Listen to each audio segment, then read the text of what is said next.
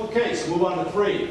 Have you or your family members ever experienced difficulty paying medical bills? What do you think policymakers can do to address this problem?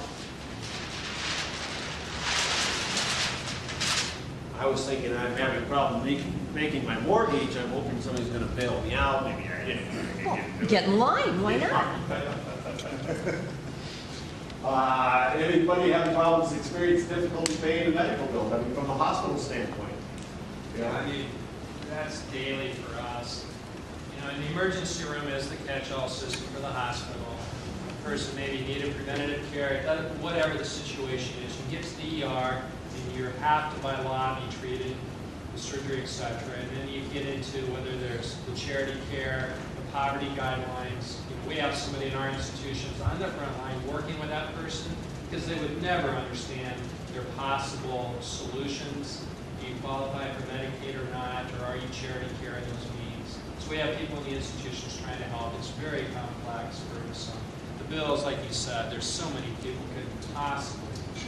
You know, the charge should be eliminated, but even if you take it, cut it too, there's people without those funding mechanisms. So they need to understand what their rights, or I shouldn't say rights, what is available for them. It's very complex.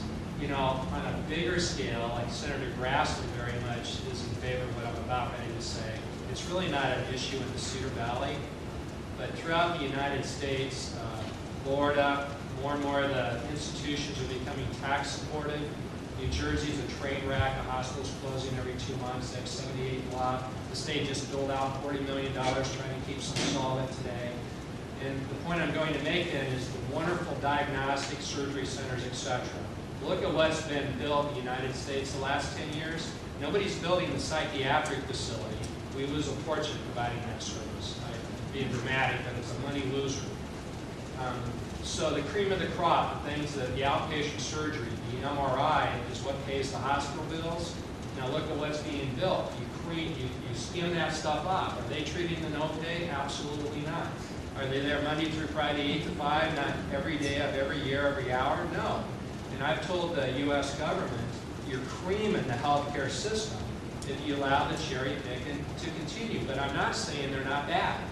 If I worked for them, I think I'd have a great job. It's wonderful, they're new, it's clean carpet, it's convenient for the patient. There's nothing bad about them.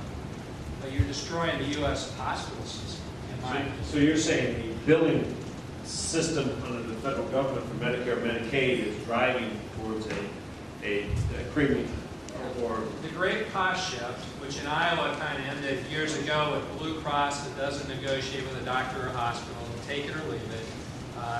We in this market have John Deere, now United. There's not a lot of payers in our market. So the cost shift in Iowa, unlike some other locations, Las Vegas, Tampa, Florida, etc., is played out differently. But we're getting to the same place. Can't ask the doctors to do more and more. That's occurred over the decades. They're already packed, you know, those types of things. And so now what's left is you watch people skim off the cream. Your surgery centers, your diagnostic centers, your specialty heart hospital in the United States. You're killing the U.S. hospital. That's what used to pay our bill. No insurance company, so I could go to United Healthcare and say, well, you've allowed all this to occur, so you're going to pay me more for what I do to allow the hospital to be viable? They shake their head at me, can't articulate a good argument, but it goes nowhere. They're not willing to pay more.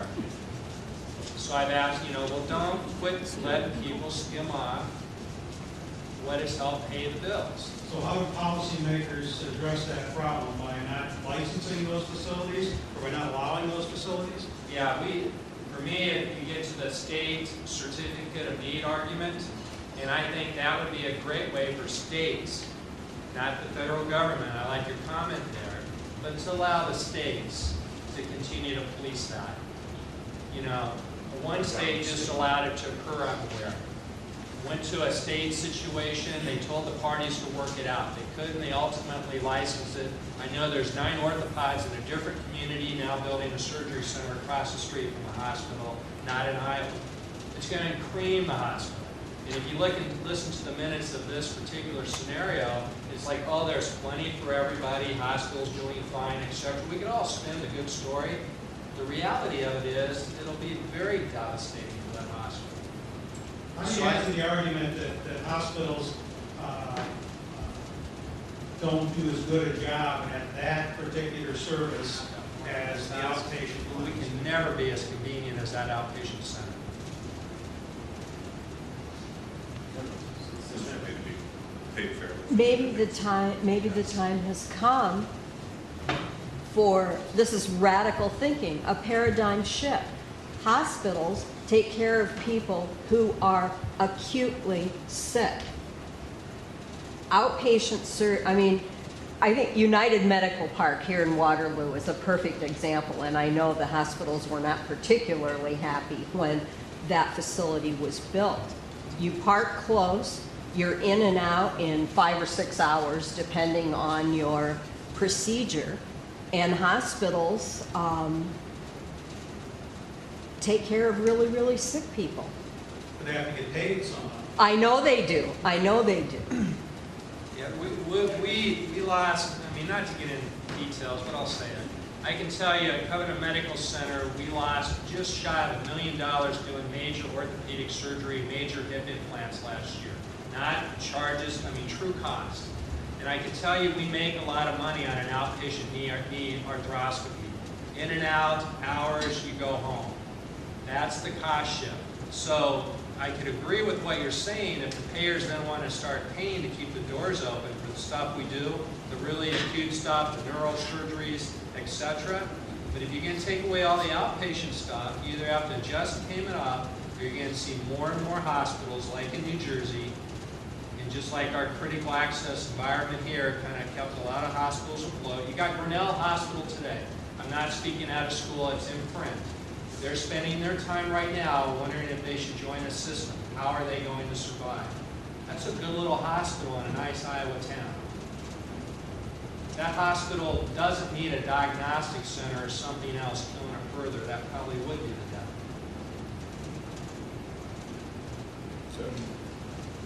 It seems to me that one of the big paradigm shifts that has to be made is that we've got to get over this. I want it, and I want it my way. I want it convenient. You know, the convenience store ups our cost of whatever we buy in the convenience store. You know, healthcare cost is going to kill our nation and kill us if we don't say you can't afford this. You've got to go this way. So you're talking about the entitlement mindset. You've got to change the choice.